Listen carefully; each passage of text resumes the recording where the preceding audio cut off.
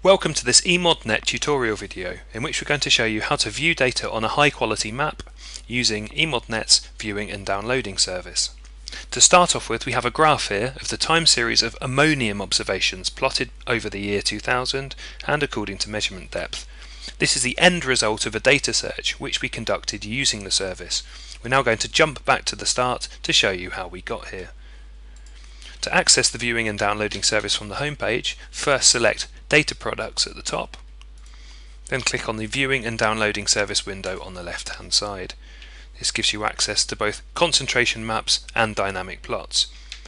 When the window has loaded up, we're going to select Dynamic Plots, so the parameter we're interested in, fertilizers, then further parameter, number of observations of water body ammonium, for example, then click on the Add Layer button on the right hand side.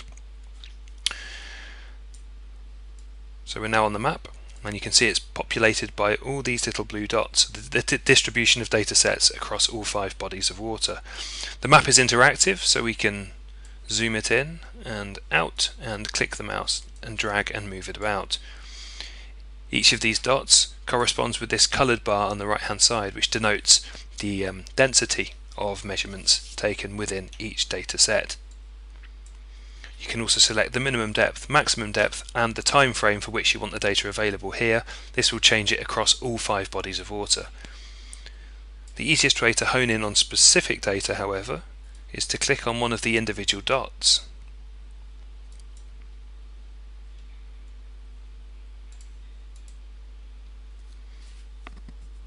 This loads up a pop-up window which shows a graph of the measurements contained within the dataset and between the dates you selected on the main map. Note, this might take a while to load.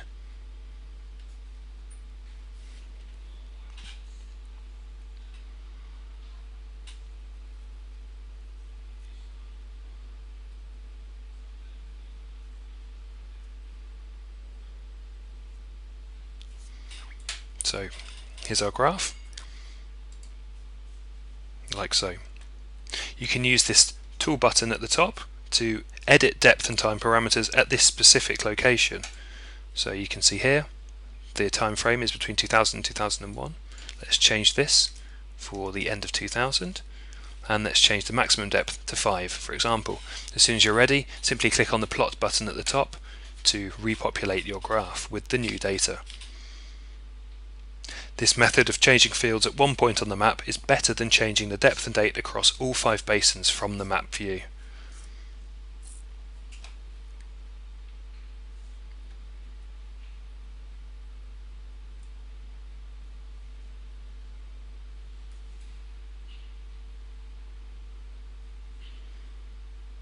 And you can see now, this is the map we started the video with.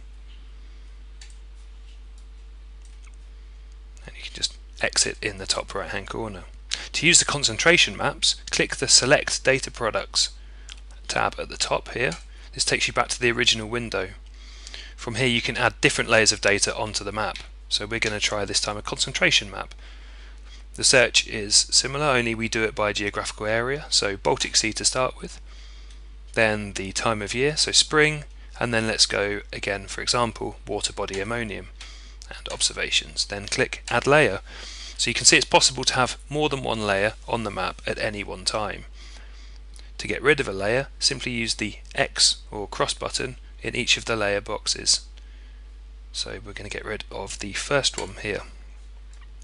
So the principle with observations for concentration maps is the same, only this time we have an animate option. So to show this, again you've got depth and time, the parameters you can change. So to animate we might want to go back, for example, to the start, 1965, and then click Animate.